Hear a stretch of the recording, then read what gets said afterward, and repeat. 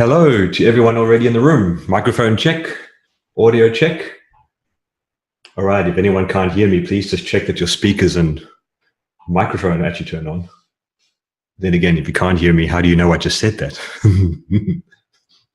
Just waiting for some stragglers to arrive into the room. Could you guys just give me a little hands up wave? You'll see your panel. Thank you. Thanks, Natalie. Thanks, Anya, Michael, Leandra, Nick, Christo. Good to see you guys. Frederick, Johan, Debbie. Good to see you guys in the room tonight. But it's that time of day, guys. Welcome to my webinar. It's great to be with you tonight. It's actually the first time ever I've done an online webinar speaking to so many people. So I'm excited to see how this goes. And I do appreciate you taking some time out of your busy schedules to be with me tonight. So I promise it'll be worth your while. Let's get on with things. Now, my name is Paul. I'm the founder and director of Paul de Klerk & Associates. Just a little bit about me quickly. I specialize in financial advice, but especially when it comes to life insurances and New Zealand wills and things like this. I'm actually also a professional futures trader and share market trader. That's my background, my skill set. All right, so I'm not going to keep you guys on the line for too long tonight. Let's get straight into this. Now, today's agenda, the big topic is financial immigration from South Africa. I'm going to talk about the what, why, and how it works, right? My goal is to make sure that you're well prepared with knowledge so that by the time you sit down with a professional, you're going to get this process done for you with. You will know exactly how this works by the time you sit down with them. Now, I'm also going to run through my own financial immigration process I'm going through, and I'm using Henrico Kotze to do this. I recommend him highly. So we're going to discuss the what, why, and how all of this works.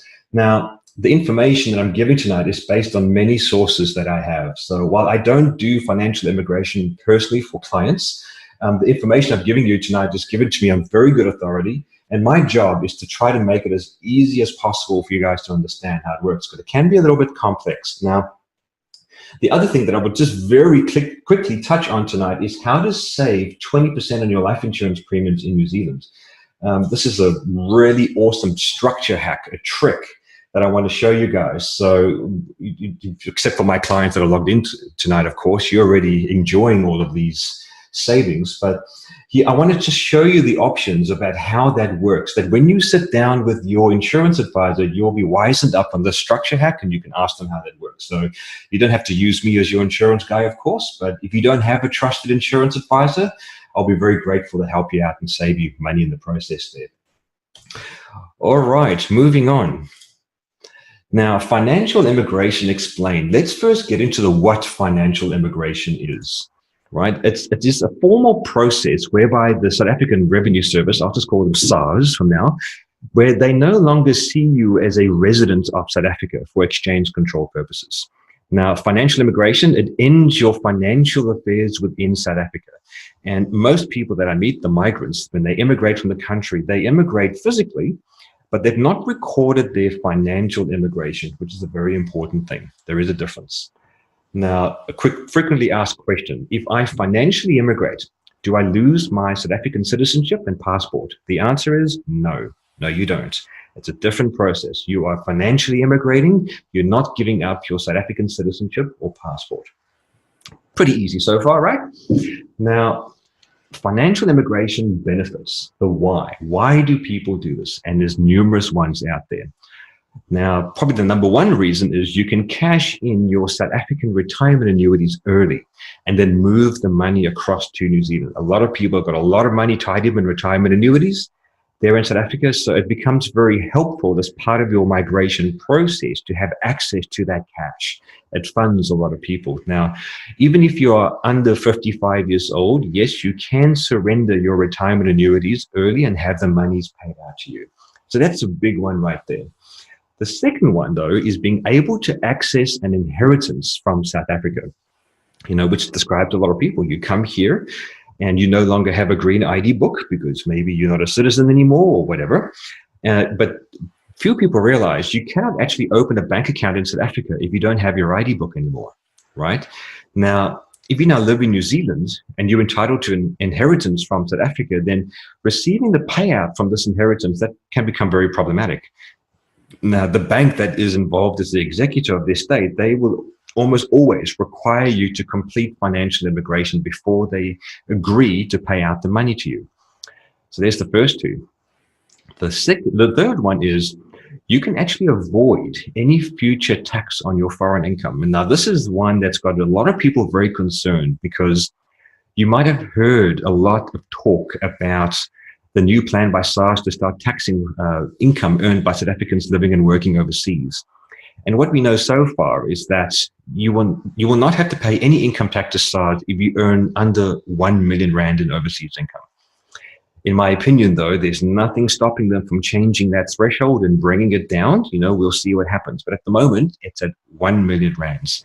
Now, while this might not sound like much, it does include other earnings, such as allowances and fringe benefits. So if your New Zealand employer, for example, if they assist you with your move, they might pay for things such as housing and bills and flights and things like this.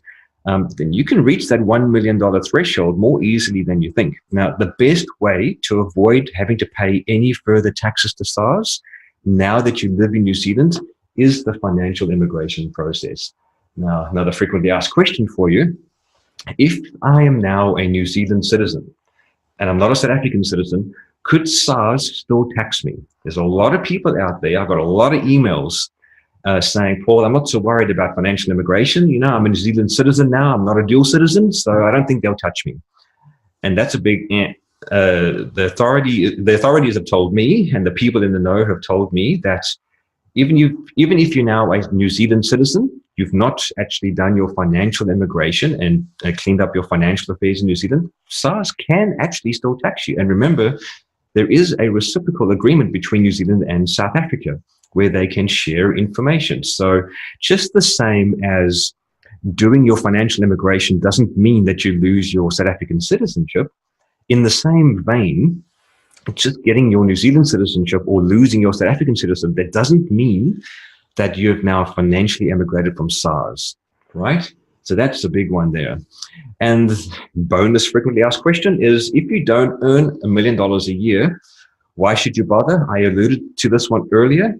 In my opinion, even if you earn less than 1 million rands a year in New Zealand, it's probably a good idea to still do this process, because nothing stops SARS or the South African government from lowering that threshold. We know governments, they like low-hanging fruit. So, if it was me, I would still get it done. I hope you're all with me so far, and it's all pretty good over here. Pretty easy stuff so far. Now, just a financial immigration checklist. If you answer yes to any of the following questions, then even though you're in New Zealand, you may still have some financial responsibilities in South Africa. And I recommend that you speak to a professional so that they can help you finalize your monies. Things, for example, do you have financial assets in South Africa, annuities and properties, things like this? Any interest in a trust, a partnership, or some companies? Do you have retirement annuities? Don't worry about the SA credit cards so much anymore. That's okay. But do you still have property in South Africa? Things like this. Just answer these questions. Are you still registered for South African tax and obligated to submit returns? If you've not cleared your affairs and emigrated from South Africa, you're meant to still submit returns to SARS, and so on and so forth. And are you expecting any inheritance from South Africa in the future? So if you answer yes to any of these, it'll be a good idea to speak to Henrico Kotzer, the guy that I'm using. I highly recommend him, just to find out, are you eligible for financial immigration? And you want to get assessed. One of the big things, though, is you need to prove that you are now a tax resident in a foreign country to start this process or to actually do it, right? So bonus question, can you start the financial immigration process while you are still in South Africa? The answer is yes, you can start the process, but you can't physically get it all done and completed until you have a proof of address overseas and you have proof that you're a tax resident overseas. But you don't need to wait to get permanent residency. People think you need to wait for residency. You don't need to wait for permanent residency, but you would need to demonstrate that you have left New Zealand permanently and you don't have an intention to go back. So big deals there. All right, this is moving nicely. So we've got some things that you need to be aware of as part of this whole process. Let me just explain quickly. Now, to financially immigrate, your income tax affairs need to be in order with SARS. All right. And what that means is you need to get a tax clearance certificate from SARS. In other words, you don't owe any taxes in South Africa anymore at all. So when your financial migration is finished, it's concluded, your South African bank account is then redesignated and called an immigrant's capital account. All right. It used to be called a blocked account, which freaked a lot of people out when they saw the name change. They would think, "Oh, grief, everything's now blocked." It's not. It's a different name. It's just designated to be an immigrant's capital account. But just remember, this account is still subject to exchange control rules and laws in South Africa. Now, what is left of your South African assets, that is administered by the bank that's holding your immigrant's capital account, right? Now, financial immigration, just be aware, it can be a very daunting and a very complex process. There are rules to follow, regulations and requirements to meet, and they are different at every stage of the process. So to ensure success, I always recommend try to use a professional, right? I always say about professionals, sometimes it's very easy to do something on your own, and a lot of you can probably do it on your own, but it's like hiring a plumber for me. I don't hire a plumber because to come to my house and bang on the pipes. I hire a plumber because they know where to bang. That's the whole point. So use a professional if you can. Now, the entire process, from submitting your documents to accessing your monies, all of this can take from 3 to 6 months. I would bank on about 6 months to go through the entire process. All right, so let's get into that process. If you get a lot of people out there charging, in my opinion, very exorbitant fees. I've had people email me, they've had quotes of $7,000, $8,000. I thought, geez, you've got to sell a kidney to pay that thing. But it doesn't need to be that much, right? Let's just go through the process quickly. Number one, you've got to register online with Enrico Kotze from Rand Rescue. Write this email down, henrico.kotze@randgroup.biz. He's a really, really good guy to deal with. So maybe the first step in this process for you guys is to send him an email. And what he will do is he'll send you a questionnaire, right? Because he needs to find out some details. And he will ask you to sign a letter of authority. Now, Henrico will use that to verify your tax status with SARS and get all of your policy details. He needs to know your current situation. Now, that doesn't cost you anything, right? He's just getting all the information together. After that, he'll be able to, to know. He will then know what sort of work is involved here. Now, number two, once all of your information has been verified, he has all of that. Enrico, he will write to you and call you. He will advise on your current tax status for SARS, of the value of all of your assets, and he will give you all of your opinions for moving your funds to New Zealand. Now, your tax account, it must be up to date before you apply for South Africa, for financial immigration. So this means no outstanding returns or monies owing to SARS. So if you haven't filed income tax returns for SARS for a few years, he can help you with that to try to get that done, just to get up to speed so we can get the process done right. Then after this, Henrico, he sends you all the required documents that he needs for you to sign. He'll send you a list explaining what supporting documents you need. These could be needed by the banks and by SARS when he does the migration for you. And then after all of this is done, your financial migration application, it now begins. Now, at this point, your documents, they become certified and the application is lodged with South African Revenue Services. And then SARS, if everything's in order, they will issue your tax clearance certificate. So it's quite a lot that's happened so far, quite a lot of work. You see why it takes some time. From here, your tax clearance certificate and all the supporting documents, these are now lodged with the banks. All right. And your bank then is going to apply for exchange control approval for a number from SARS, the South African Reserve Bank, right? Not SARS, South African Reserve Service, but from the Reserve Bank. Now, this costs about 1,500 rands. So you give that money to Enrico and he'll get that all done for you. Now, this can take up to 8 weeks though. So it takes a bit of time, but you must declare all of your South African assets to the bank, right? The bank, what they will then do is open your migrant capital account, previously known as a blocked account, and then they will convert your existing bank account, right?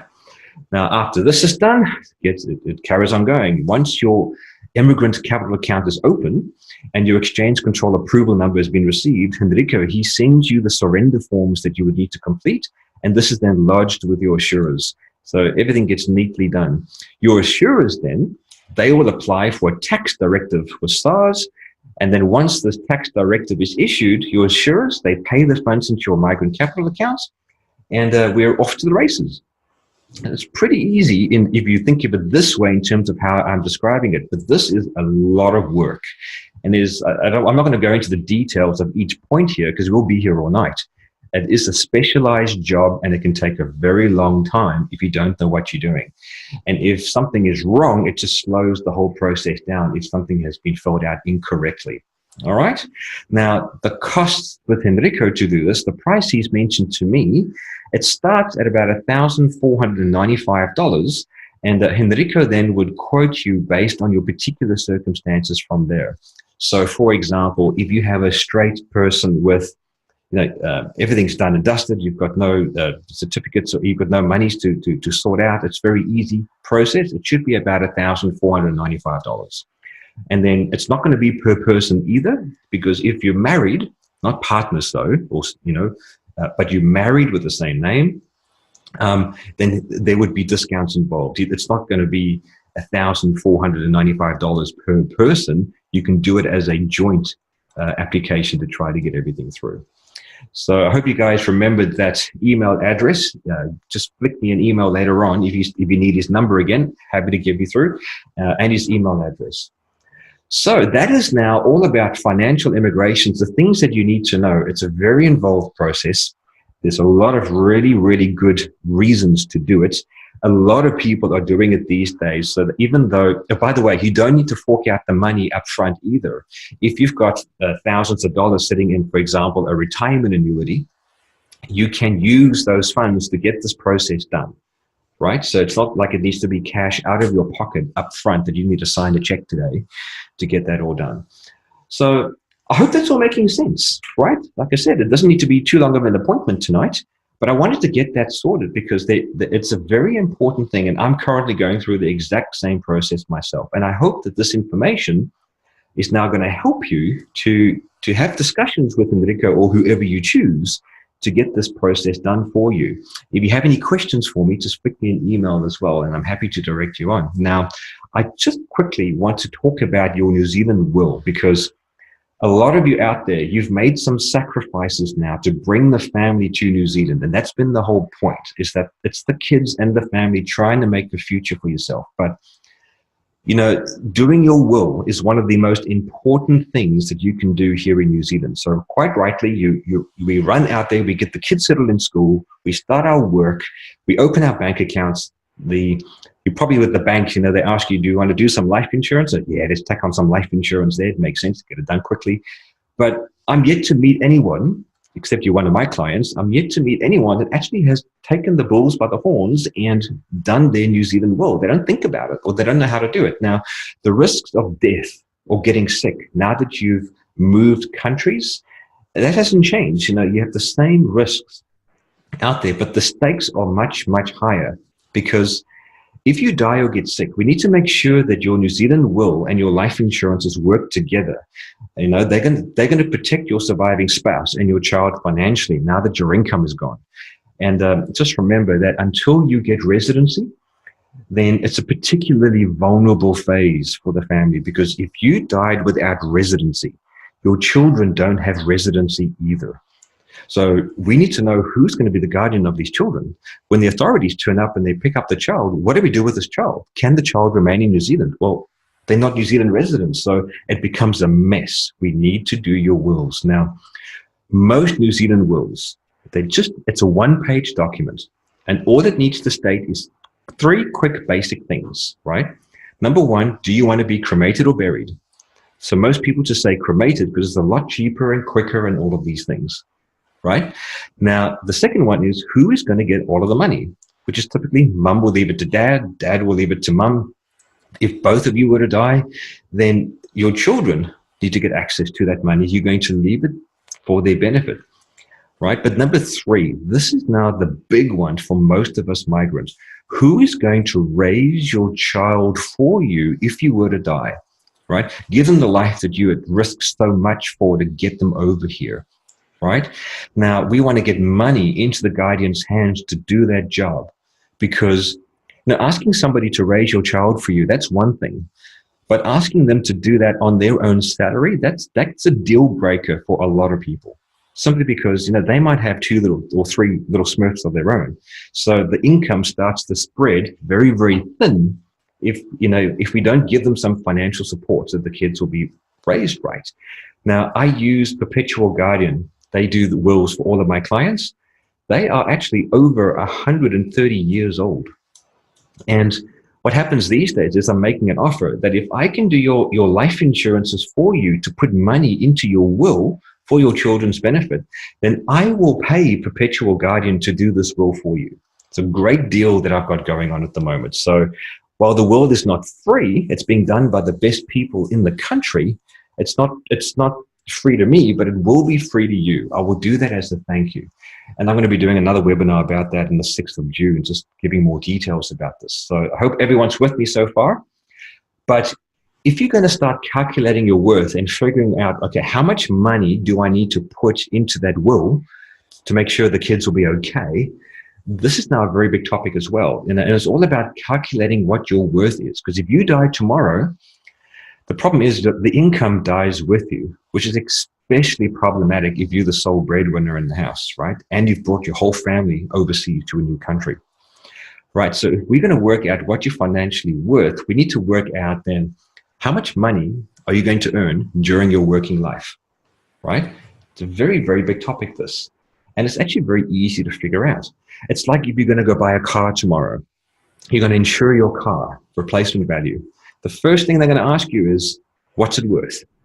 And when you're doing your life insurance, it's probably a good idea to think on the same terms. So I've got a bit of a framework here to help you with this, but I'm going to demonstrate to you how I recommend that clients do this. And I'm going to use myself as an example, right? Because I'm 40 years old, I'm a non-smoker, I have a relatively low risk occupation in the sense that I'm sitting here talking to people all day. I don't have a manual job.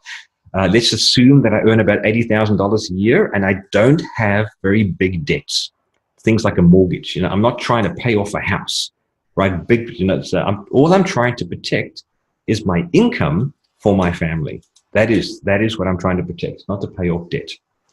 So what are we financially worth? Let's put this into a calculator. I'm 40 years old.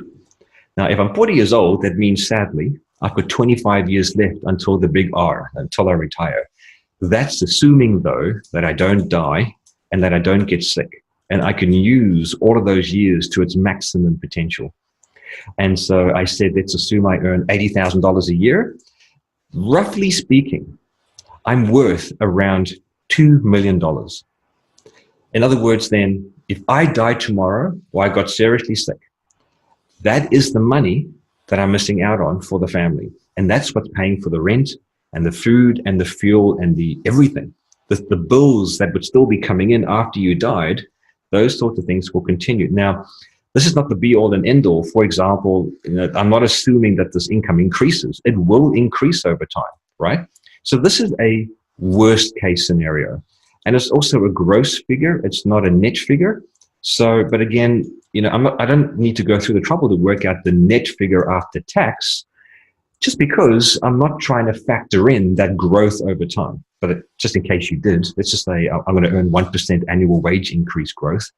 Then on gross terms, if that is true, then I might be closer to $2.3 million worth of worth. So it's kind of a sobering thought.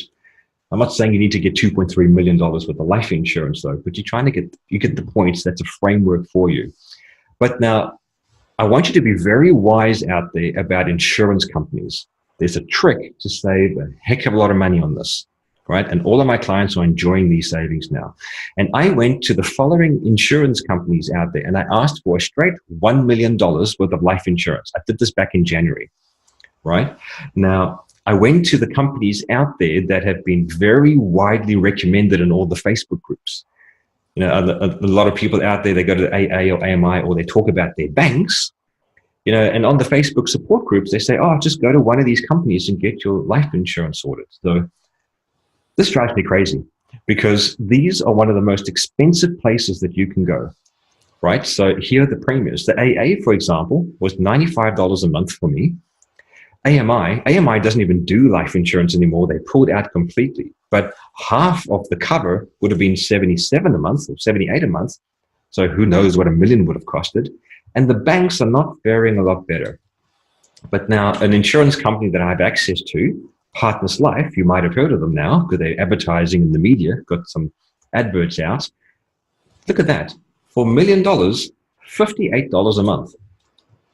How in the blazes can you get something that cheap compared to the other insurance companies out there? And that is a very good question. I'm going to show you exactly how that works. There is a trick, and I'm going to do it live in front of you. Let me just pull up this quotation software here. If I do it live in front of you, then you know I'm not fudging anything. I'm going to log into their own software. Here it is. Hope everyone can see it okay. So I'm going to just put in some details here for me. I am Mr. Paul de Klerk. Yes, I am a Christmas Eve baby in 1978. I don't smoke cigarettes. My occupation, I am a financial advisor and I own it, so it's a principal, and I work more than 25 hours a week. There's my details.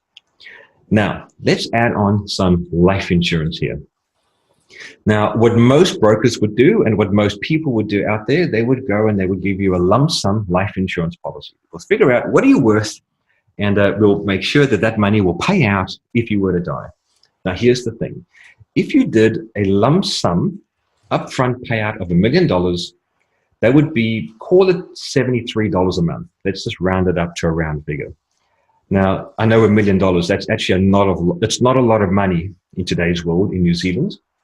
But, you know, that's what is available out there. It's probably not too bad in the scheme of things, but I do not like the system where these big lump sum policies out there are being used to pay income.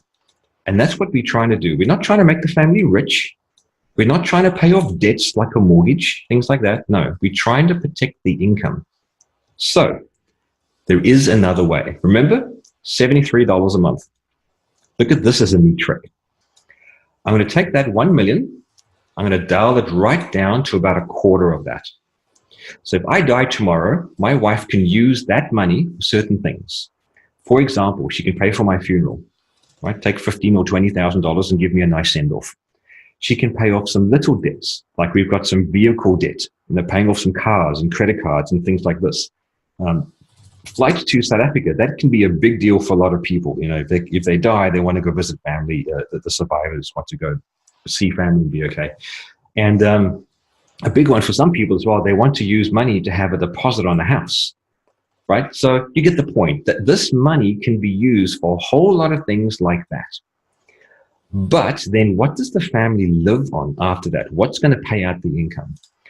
If you did $3,000 a month, that will pay out every single month for 15 years, this together is still worth $1 million, right? And that is because this $3,000 doesn't stay there. It grows at 5% every year as a minimum. So if CPI, inflation, if that is more than 5% out there, then you'll get more. Let's just say it's 6%. Then you'll get the 6%. So this is a very, very good deal. I'll show you in a calculator in a minute how that works. But $73 a month for lump sum million versus $58 a month for $1 million, right? Now let me show you what that means in percentage terms. Where is my little calculator here? Bring it over. It was 73, or what was it? 72.95, or 94, something like that was the lump sum. If you minus $58.71 a month, that's $14 a month as a saving. You divide that by the original, what was it, 94.28 or something like that. Look, it's at least $15%. I have a feeling I got those numbers wrong. But it was something. It's going to be a minimum of 15% worth of saving. So as a saving, and on percentage terms, this falls into the no-brainer category. A lot of my clients are enjoying these kind of savings. But Let me show you what I meant by this calculator. I want to show you what it means that 15 years worth of $3,000 a year. I'm 40 years old. Now, Partners Life, they are the only ones out there. They're going to give you 5% growth, right, as a minimum. Most of the other insurers out there, they don't come close, if anything like that. So inflation right now, I think, is about 1.8%. So this is how you're going to keep pace with the cost of living increasing. So in your first year, the surviving spouse or the kids will get $3,000 a month. But the next year, it grows to $3,150 a month. It doesn't stay at $3,000. And you can see how over the years, it's going to grow and grow and grow and grow. So after 15 years, you're getting almost double per month in your 15th year than what you did at the start. And it's worth $776,000 worth of payments. So if you include the $250 that was paid out up front, that's actually $1,026 million. That is what it's worth, $1,026,000 for a total of $58 a month versus $94 a month. Now, there's a lot more to know about that as an example, right? Because some people think, no, I don't want to do $3,000 a month. What if I give my wife or my husband $4,000 a month? What would that be? If you did $4,000 a month, then over 15 years, it becomes worth $1.035 million. Plus, you got $250,000 up front. So that means that what's that, about $1,285 million? It's very close to $1.3 million. It's about 30% more life insurance, more support for the family, but that is $68 a month. $4,000 paying out for 15 years every month, $68 a month. What was the other one? No, it was $72 a month, wasn't it? I now want to just make sure of my numbers. Let's just do $1 million again. $72.93. Let's do this right. My memory's not so good. Minus 58, right? Divided by 72.93 times 100. There we go. This is 20% saving. There you go. 20% saving on the premium. So instead of paying $73 a month, same money, and that is for $1 million worth of financial support for the family, we would rather do this structure, which is worth almost $1.3 million.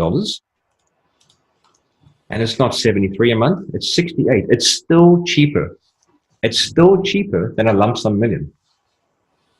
And now, if you really want to make this sexy in terms of support for the family, you can go further. You don't have to keep it at 15 years. If you extend it by 5 more years, the compounding interest effect becomes absolutely staggering. You would notice it goes from being worth over $1 million to almost $1.6 million. That is $500,000 more financial support. So if I die tomorrow, for example, my wife, she's getting $5,000 a month for 20 years, right? It's because that really brings out the compounding interest effect. So now if you add the $250,000 that was paid out up front, this is worth roughly, what, $1.850 million? It's almost $2 million. Now we're talking. Make it 20 years. The premium for that would be $80 a month. $1 million worth of life insurance cost $73 a month. $1.8 million, almost double, cost you $7 more. Now, a couple of questions. Number one, if both of you were to die, the kids, they get all of this money. But if your kids are underage, let's just say they're 10 or 11 or 12, you don't want them just to spend the money or get access to the money. It automatically goes into a trust for your child's benefit, right? So what will happen then, the people that are administering your will, they will make sure that the guardians that you appoint in your will is going to receive this money as per your wishes inside of your will. If you want all of this money to pay out to them so that your kids will be okay, it will pay out to them every month. If you decide, no, no, no, I want you to pay a percentage out to the guardians, then you can do that. You can make it your will say whatever you want. The problem is, if you have a life insurance policy out there and you don't have a will in place, it's a disaster, because if both of you die and the life insurance pays out, it'll be there for the child, but the guardians raising the child has access to nothing. It becomes a legal mess. So that is how you can get your life insurance working in accordance with your will. Another question, that let's just say the main applicant for residency, you don't have residency yet, but you die. You die, and now the surviving family needs to return back to South Africa. Will the monthly payments pay out? And the answer is yes. If your family needs to return back to South Africa, this money will still pay out every single month for the term, for the 15 to 20 years that you've nominated. And what you've actually done is that you've given your family a guaranteed New Zealand dollar income for 20 years. You won't care what happens to the South African rands. Now, even if it crashes and burns in tanks, it's probably good for them. You've got financial support coming in on a consistent basis. Perpetual guardian, the executors, they just keep flicking that money over every single month, right? So that is what I wanted to demonstrate to you, the sexy thing that you can do with your life insurances, right? And let me just take that out of the way for you guys. And I hope this is making a lot of sense, right? All of my meetings happen online where I can demonstrate like this. So we're coming towards the end of everything. This is what I wanted to demonstrate to you guys tonight. Where do we go from here is now the next thing. I would like you to get online to pauldeClercq.net/fact-find. But if you just go online, let me just call that up again. My website is pauldeClercq.co.nz. It looks like this. If you scroll down, you would see a life insurance section. And then you would have, there's a bunch of videos on here though. If you wanted to find out more information about how these things work and really wisen yourself up for when you sit down with insurance brokers, invest just 15 or 20 minutes and watch all of those videos. But click on the one here that says need a quote. Click on that, or if you want me to quote you based on what you've just seen, but you want to see it based on your own numbers and your own situation, happy to help. I will just do that email, and I will just send you an email with that quote. But just fill this out so that I know what to quote. I know what to do. If you have a current life insurance policy, it would be extremely beneficial, helpful if you can just attach it here. There I am. With my little birdie. If you can attach that here so I can be able to analyze it and just to compare apples with apples for you here. But then you send that to me and I will, as quickly as possible, send you out your very own quote. Now, the other thing as well, if you need to see Henrico Kotze, just flick me an email on that same website. You've got a chat box here. Just flick me an email or chat to me online. I'm basically always online except if I'm sleeping or sitting with a client. But I can be able to give you Henrico's details as well. So yeah, that's me tonight, guys. I hope that was helpful. All right, so please just send me some information about yourself on that link. I'm going to quote you with your own stuff. If you need to speak to Henrico about your own situation to follow the process we've discussed tonight, just let them know. I'm going to be putting a recording of this up on my website, hopefully tomorrow. I wouldn't be able to do it tonight. I've got another client meeting after this in about 20 minutes. But yeah, if we can have I'll put this up on the website tomorrow, so you can direct your family and your friends and whoever needs to do their financial immigration, whoever wants to get the New Zealand will done, especially it can be for free. If I do the life insurances for you, I'll pay for it. And yeah, let's just get you on the road to saving some money out there and to getting all of this done right. So don't see, there's a few people that were coming in late. Don't worry, guys. Like you said, I've got the recording will go up online. All right, so if you can please just spread the word. This is the best life insurance product, I'm very comfortable to say, in the country. It is the best one. It's the cheapest one, but doesn't really help much unless people know this, of course. So I'll be grateful for any endorsements or any sharing of the information with your family and folks online. All right, guys, awesome. Thanks, Mike. Thanks, Charlene. Thanks, Adrian. Nice to see you there, Debbie. Thanks, Nadine. Thanks for everything. Thanks, Christo. I hope you like that.